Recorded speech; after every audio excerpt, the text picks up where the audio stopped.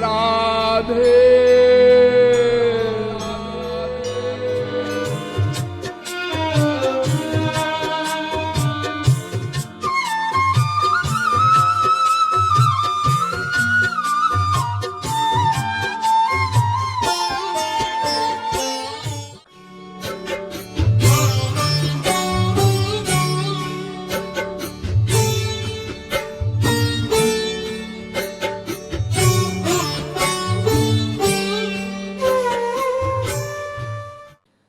जब यशोदा मैया ने दही मथने को मना किया तो भगवान कहने लगे कि फिर मुझे मक्खन दे।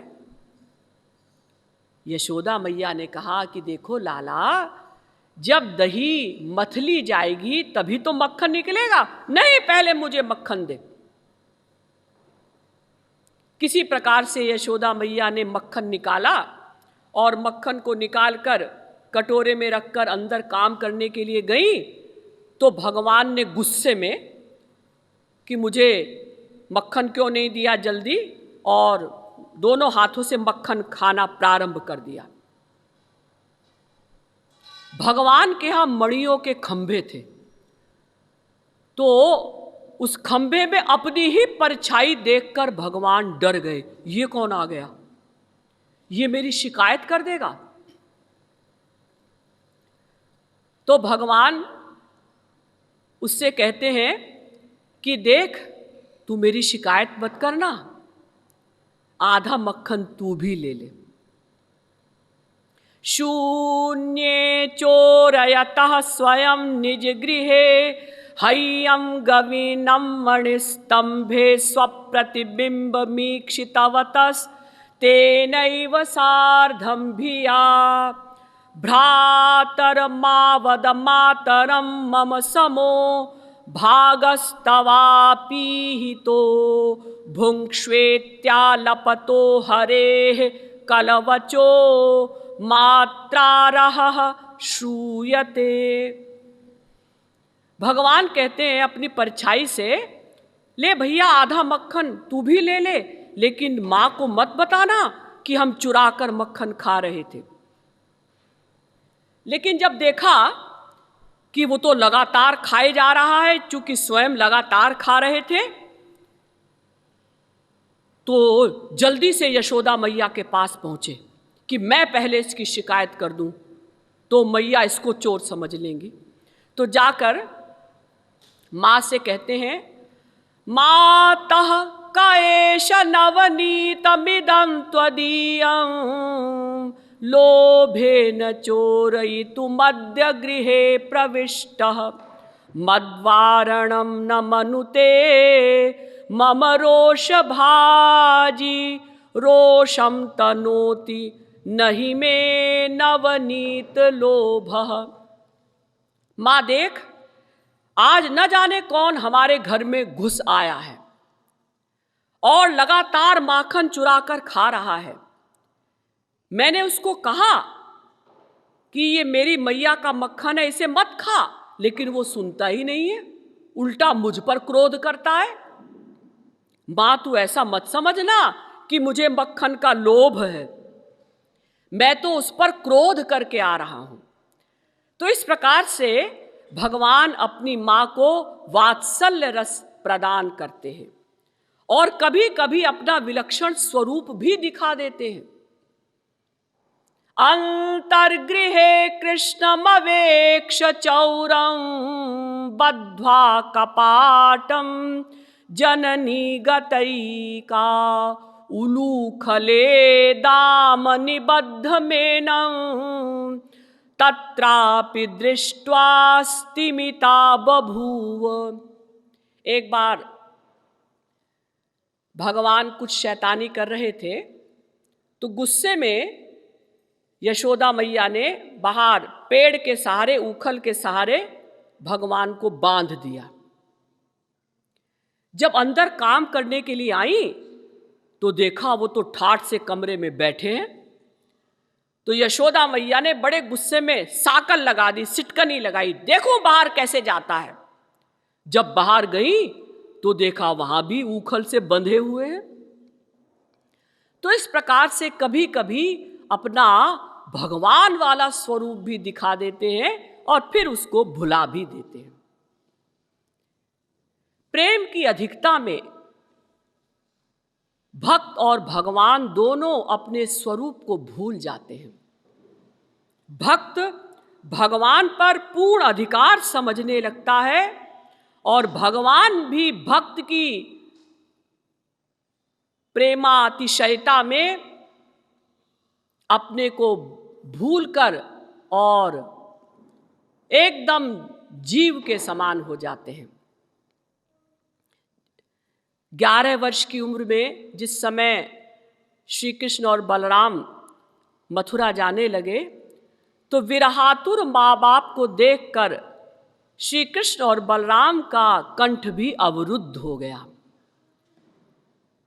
भागवत में लिखा है, कृष्ण रामौ परिष्वज्य पितराबविवाद्य च न किंचनो चतुः प्रेम्णा साशु कंठौ कुरुद्वः।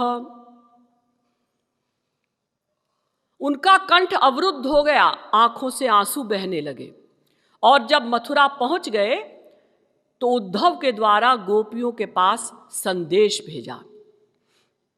उद्धव ने कहा कि आप गोपियों के लिए संदेश भेज रहे हैं, वहां आपकी माँ भी होंगी, क्या माँ के लिए भी कोई संदेश है? तो भगवान ने कहा, ऊधो मैया सो कहियो जाय, तुम्हरो लाल कियो पालागन, चरण कमल सिर नाय, ऊधो मैया सो कहियो जाय। उद्धव, सबसे पहले मेरी माँ को मेरा प्रणाम कहना।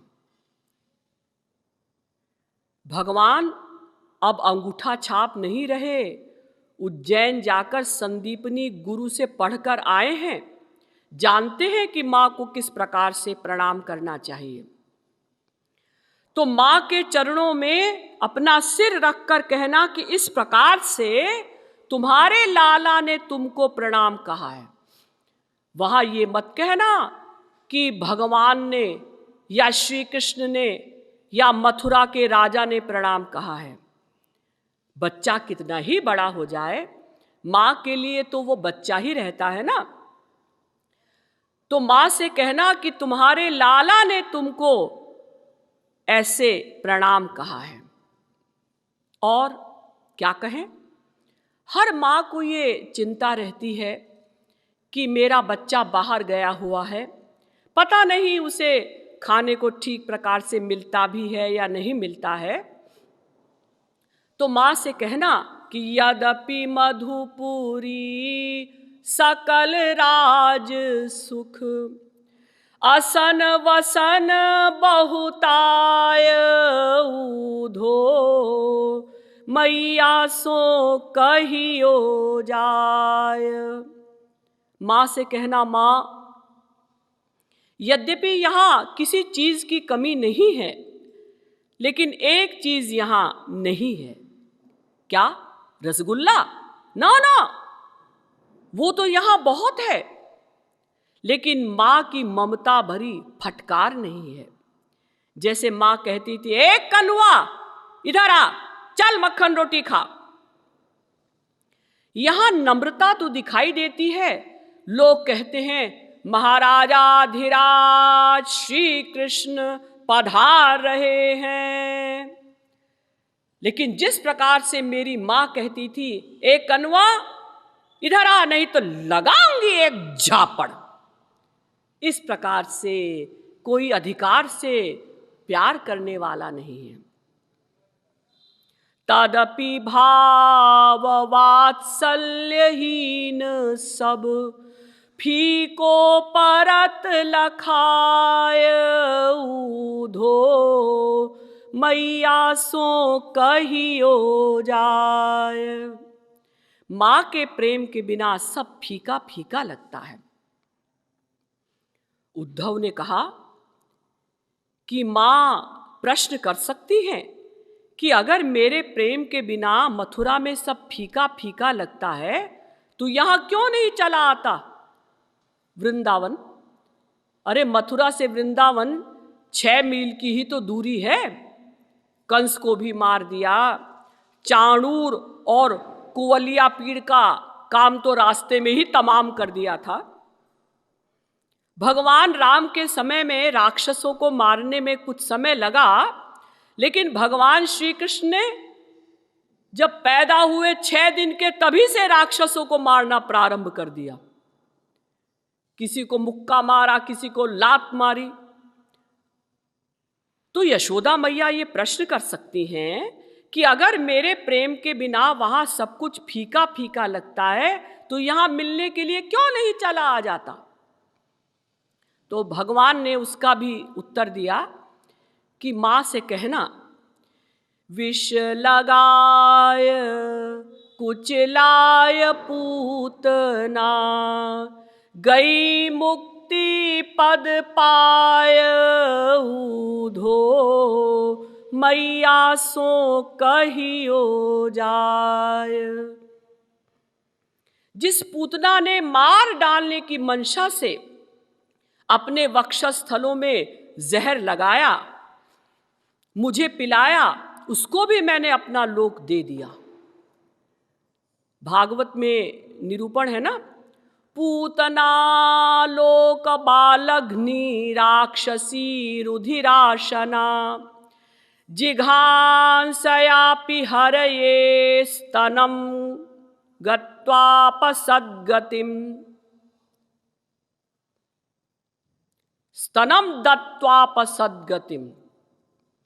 भागवत के 10वें स्कंद के 6वें अध्याय का 35वां श्लोक। उस पूतना को भी भगवान ने सद्गति दे दी।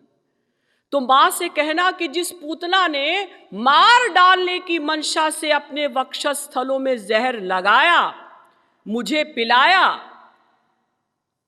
उसको भी मैंने अपना लोक दे दिया।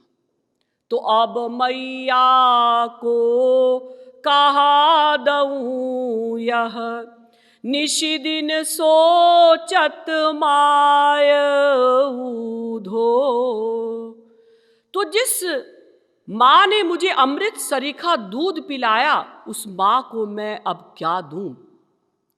मेरे पास सबसे बड़ी चीज है मेरा लोक गोलोक, वो तो मैंने जहर पिलाने वाली पूतना को दे दिया। वही गोलोक अगर मैं यशोदा जी को देता हूं तो लोग कहेंगे कि जहर पिलाने वाली को भी वही चीज और अमृत सरीखा दूध पिलाने वाली को भी वही चीज। अरे उसको कुछ और देते। लेकिन मेरे पास अपने लोक से बड़ी और कोई चीज नहीं है, तो मैं दिन रात यही सोचता रहता हूं कि मैं मां को क्या दूं। इसी लज्जा के कारण मैं नहीं आ पा रहा हूं। ये बात सुनकर उद्धव गंभीर हुए। हाँ, ये सुनकर तो मैया का हृदय भर आएगा, लेकिन मैया तुरंत प्रश्न करेंगी कि दिन रात सोच रहे हैं तो सोचने के बाद कोई डिसीजन भी होना चाहिए। हाँ, तो मां से कह देना कि मैं अब कभी नहीं आऊंगा। क्या मतलब? मतलब जैसा हम कह रहे हैं तुम वैसा कह देना कि हौरिणिया युग युग लौ तेरो, आऊं का मुहलाय ऊधो। मां से कहना, मां मैं अनंत काल तक तेरे प्रेम का ऋणी रहूंगा। और जो कर्जदार होता है वो साहूकार के पास तब तक नहीं जाता जब तक कर्जा चुकाने के लिए कुछ लाया ना हो। क्योंकि अगर कर्जदार साहूकार के पास जाता है तो साहूकार पहला प्रश्न करता है, कुछ लाए हो? नहीं। तो क्या मुंह दिखाने आए हो? मां से कह देना, मां मैं तेरे प्यार का, तेरे दूध का सदा सदा अनंत काल तक ऋणी रहूंगा। क्या मुंह लेकर मैं तेरे सामने आऊं। लोकहु रीति कृपालु ऋणी जो, सो परदेस सिधाय ऊधो। कृपालुदास भक्त कहते हैं, हमारे संसार में भी ये नियम है कि जब किसी के ऊपर बहुत कर्जा हो जाता है तो वो बाहर कमाने के लिए चला जाता है, फिर वहां से जब कमाकर लौटता है अपने देश में, तब वो कर्जा चुकाता है। तो माँ से कहना कि मैं तो कभी भी आपके दूध का, आपके प्यार का ऋण चुका ही नहीं सकता, इसलिए माँ मैं अभी नहीं आ सकता। ये है वात्सल्य भाव, इसमें और अधिक निकटता और सामीप्य हो जाता है। इसी प्रकार से भगवान राम की भी माँ हैं कौशल्या जी, पिता हैं दशरथ जी। इन्होंने कभी भी श्री राम को भगवान नहीं माना, अपितु अपना पुत्र ही माना। इसीलिए जब भगवान राम को वनवास हुआ तो दशरथ जी ने पुत्र वियोग में अपने प्राण छोड़ दिए। राम राम कहि राम कहि, राम राम कहि राम, तनु परिहरि रघुबर विरह, राउ गयउ सुरधाम। हे राम हे राम कहकर दशरथ जी ने शरीर छोड़ दिया। तो सख्य भाव से भी अधिक निकटता, अधिकार, सामीप्य है वात्सल्य भाव में।